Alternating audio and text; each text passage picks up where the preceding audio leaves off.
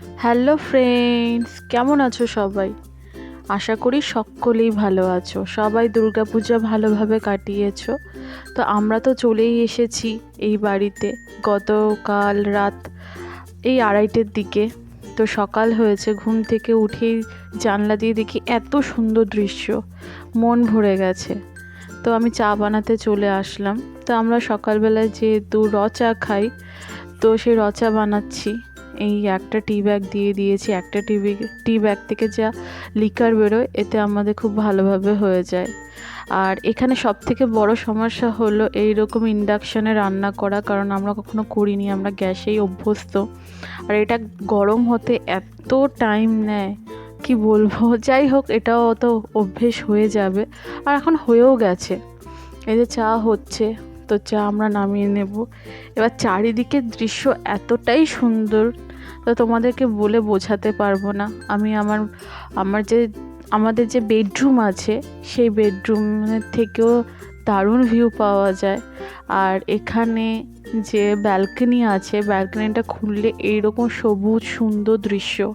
কিন্তু এখানে দেখতে পাচ্ছ গাছের মধ্যে ফল কালারগুলো ধরে ফেলেছে, হালকা লালচে লালচে হয়ে গেছে।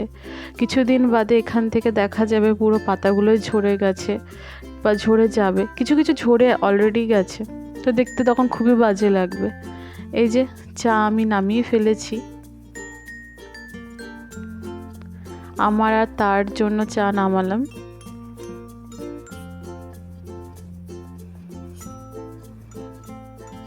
অ্যাকচুয়ালি আমার ট্রাইপডটার যে ফোন হোল্ডারটা সেটা ভেঙে গেছে, যার জন্য আমি ভালো করে ধরে আমি ভিডিওটা করতে পারছি না।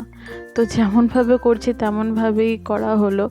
এই যে 2 গ্লাস জল, 2 কাপ চা, আর এই হচ্ছে বিস্কিট। এইটা নিয়ে আমি আমার কর্তাকে ডাকছি যাতে সে আসে, জল চা বিস্কিট যাতে খায়। তো এইভাবেই চলছে। আর ঘর ঠর সেরকমভাবে গোছানো হয়নি, সবই অগোছালো হয়ে পড়ে রয়েছে। কি বলবো, এত বাজে অবস্থা। এই যে জামা কাপড় থেকে শুরু করে সব কিছু। তো আমরা ভাবলাম যে ধীরে ধীরে গোছাবো, কোনো চাপ নেই জীবনে, আস্তে আস্তে গোছাবো। মোটামুটি একটা গোছানো হয়েছে। আর এটা আমরা মাছ অর্ডার দিয়েছিলাম, তো সেই মাছগুলো আজকে এসে পড়েছে। তো এমনভাবে অর্ডার দিয়েছিলাম যাতে আমরা মাছগুলো পেয়ে যাই। তো এটা কিন্তু চলে এসে, সেদিনই মাছটা চলে এসে, বৃহস্পতিবার দিন এই 11টা 11:30টায় লন্ডন থেকে মাছগুলো আমি আনিয়েছি এক দাদার মাধ্যমে। আমার দাদাই বলে দিয়েছিলেন যে এখান থেকে মাছ নে, খুবই ভালো হবে। এই যে বিভিন্ন ধরনের মাছ, অনেক রকমের মাছের অর্ডার দিয়েছিলাম। এই যে পাবদা মাছ, কই মাছ, পমফ্রেট মাছ। তো আমি কি করেছি, ছোট ছোট প্যাকেট করে রেখে দিয়েছি। আর এগুলো কিন্তু ব্লক ফিশ।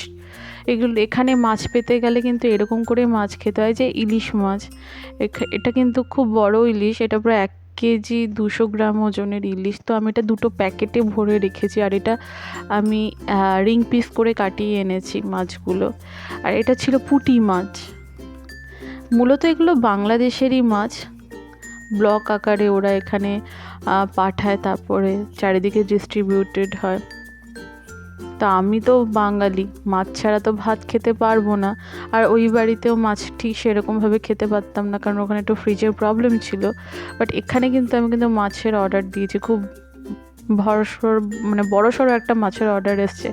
ট্যাংরা মাছ থেকে শুরু করে শিং মাছ, কই মাছ, পাবদা মাছ, পুঁটি মাছ, ইলিশ মাছ, পমফ্রেট মাছ, এগুলো অর্ডার দেওয়া হয়েছে। এই ছিল আমাদের মাছ। তো মোটামুটি মাছের অর্ডার টর্ডার দেওয়া হয়েছিল, সেগুলো চলে আসাতে ভালোই হয়েছে। যে মোটামুটি 1 মাস বলবো না, 15 থেকে 20 দিন তো আরামসে খাওয়া যাবে। এই নিয়ে কোনো চাপ নেই, কারণ মাঝে মাঝে তো আমরা মাটন চিকেন খাই। আর সন্ধেবেলার জন্য সেরকম কোনো কিছু করিনি, জাস্ট একটা ম্যাগি ছিল, সুপি নুডলস টাইপের করেছি, আর ওপরে একটা পচে। এই খেয়ে আমি আমার সেই দিনের ব্যস্ততম দিনটাকে আমি পার করেছি, কারণ খুবই টায়ার্ড ছিলাম।